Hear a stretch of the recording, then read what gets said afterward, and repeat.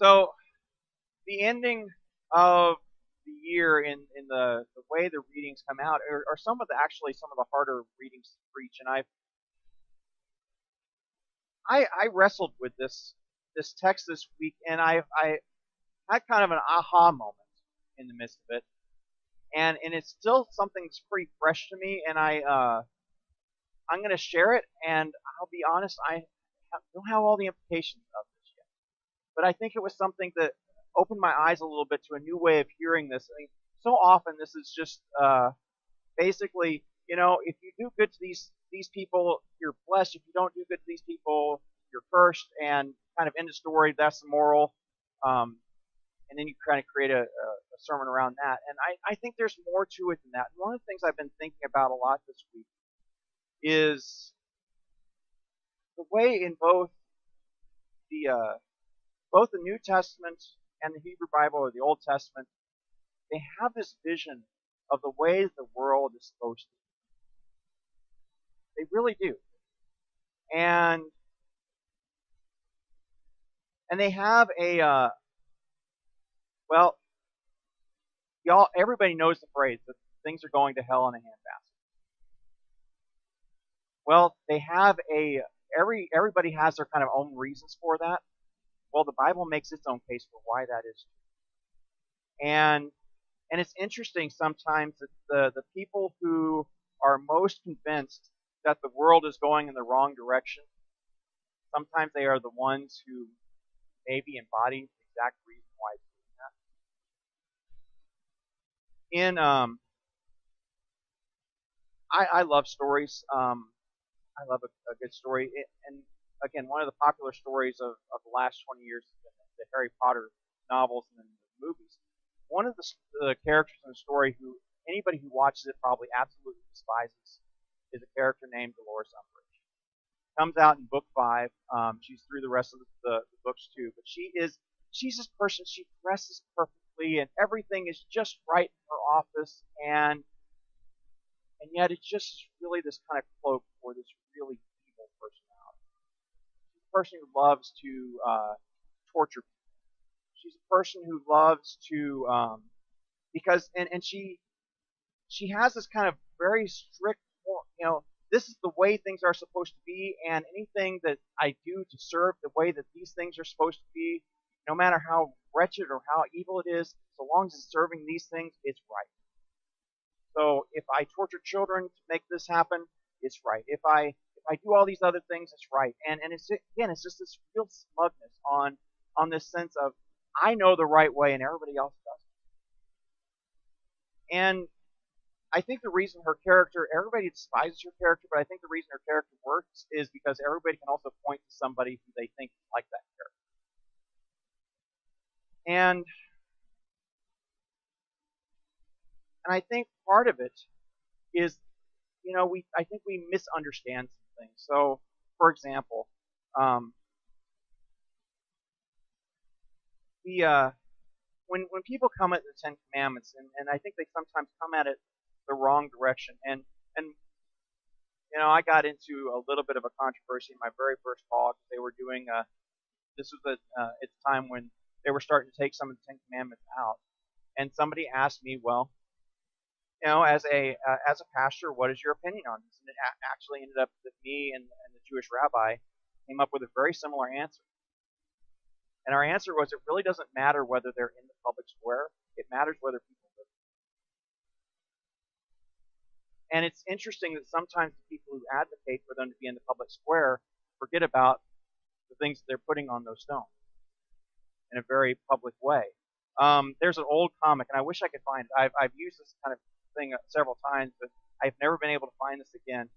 It's Moses coming back down the mountain with the tablets, and he says, well, the good news is I got him down from 20 to 10. The bad news is adultery is still in there.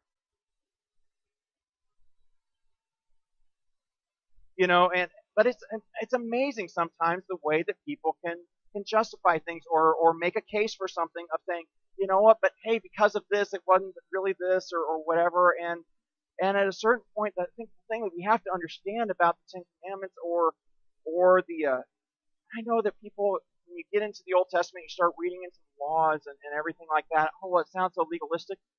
what they're really trying to do is create a society where it's not about my interest first, but it's about my neighbor's interest. It's about a society where my neighbor can live in a way that is prosperous, and to where one person doesn't have everything and somebody else has nothing. It's imagining a way of living to where, well, that goes directly against, I think, what is the natural inclination. I mean, Luther would talk about the natural state of humanity, that sin is, what sin is, use the fancy Latin phrase, ego incurvatus se. That means the self being turned inward on itself. You know, that we basically become navel gazers. We become people who are focused in on what is the most important to me, is the most important thing in the world, period. If it's in my best interest, then I do it. If it's not in my best interest, I don't do it.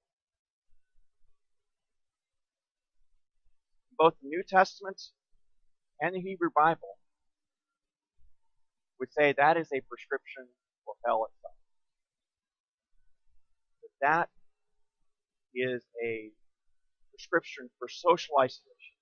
That is a prescription for a neighbor who doesn't have the same abilities or rights that I do, or me going out and trying to accumulate based on whatever I can get, more and more and more. And there is Mark Allen Powell is a Lutheran scholar. He was a completely different story, but he was talking about the parable of the prodigal son. And so he asked a group of American students, well, why in the world was the prodigal son, why was he in need? And all the American students said, well, because he squandered his wealth. So he had the opportunity to go to Russia, and he asked the same question in Russia. And he was interested, it was a completely different answer. For all the American students, well, it's because he squandered his wealth. All the Russian students said, well, because there was a famine. Well, that's interesting, because in Russia they've had lots of famines, so it makes sense. Oh, they picked up on that. Well, he had the opportunity to go to Tanzania. He said, well, this was such an interesting revelation between the American students and the Russian students. Let me ask the Tanzanian students the same question. Well, why in the world was the prodigal son in need? And their answer was because he lived in an unjust society that did not take care of them. Huh.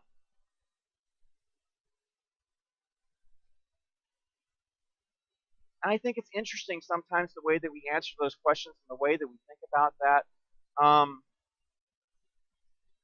I also think it's very interesting that in an area like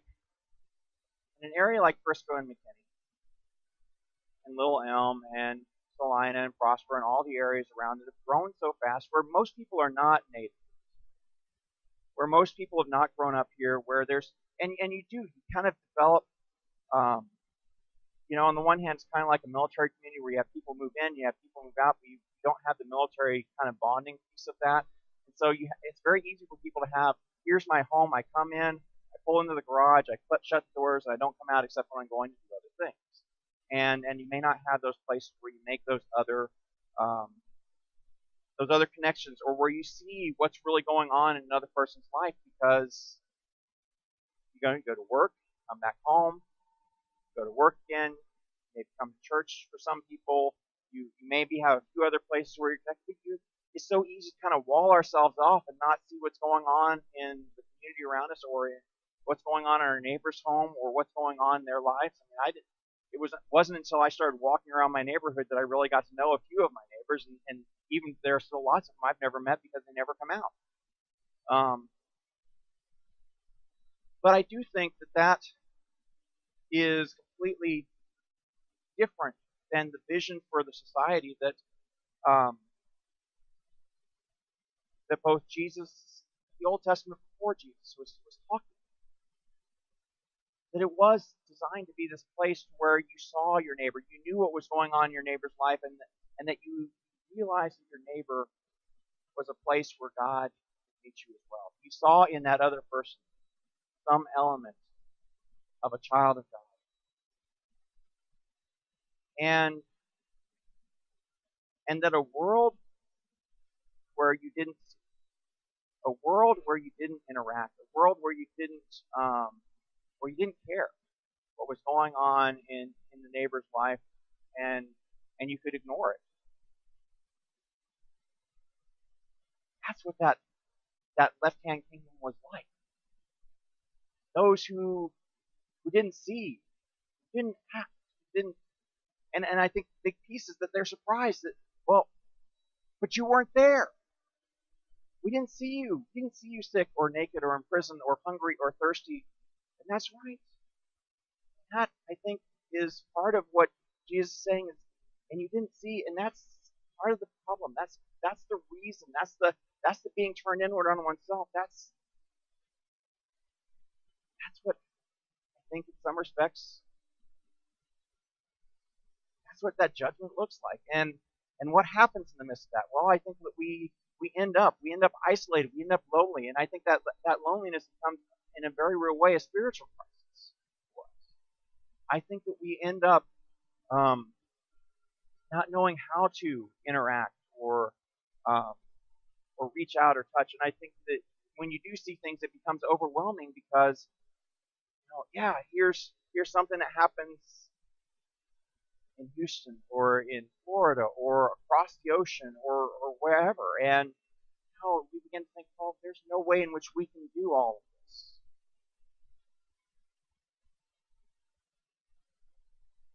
I do think that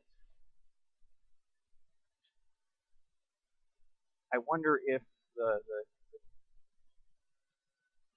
kingdoms that we kind of choose to inhabit that are centered around what's best for me, or at least what's best for me at that moment, and easily overlook what's going on in somebody else's life. And I know I'll be the first to admit I have those moments, and I'm sure everybody else does. Those moments where I just don't want to do it. I have those.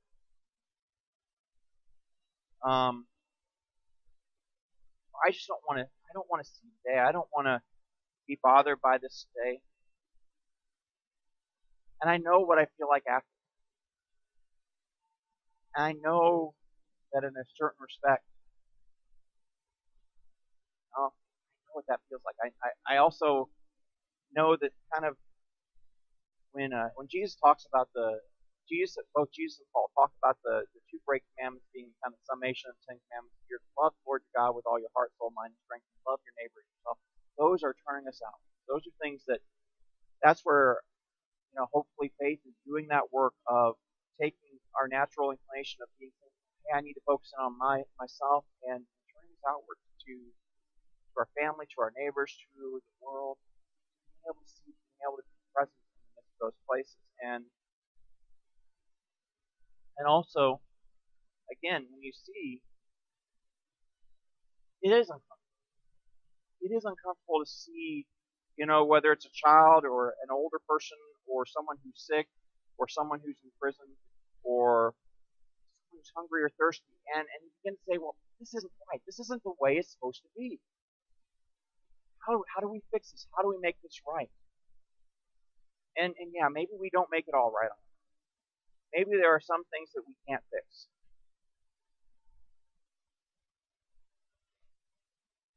But a world where we give up,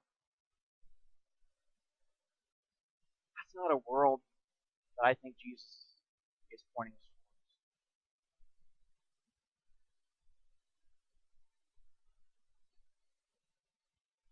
towards. Blessed are you who are at my right hand, because you saw. You may not have realized what you saw, but you saw. You saw me hungry or naked or thirsty or a stranger. You saw and you noticed and you acted. You saw me sick or in prison and you came and you were there with me.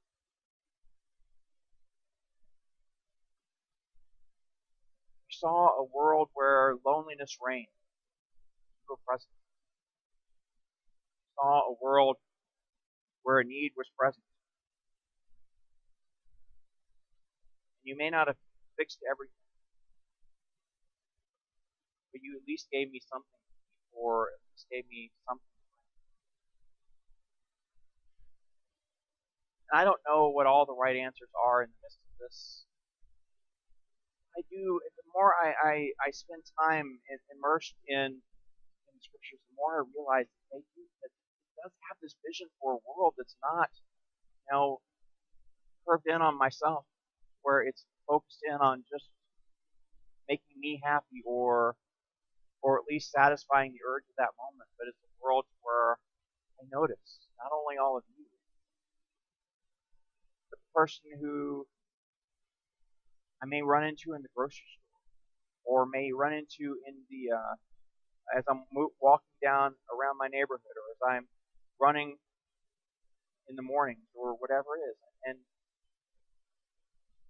I see them and they matter, and that there is something to this need for each other in God's kingdom. That in this kingdom where Christ is king, that people matter. And it's not just the best and the brightest and the fattest and the strongest, but it matters about these least of these as well.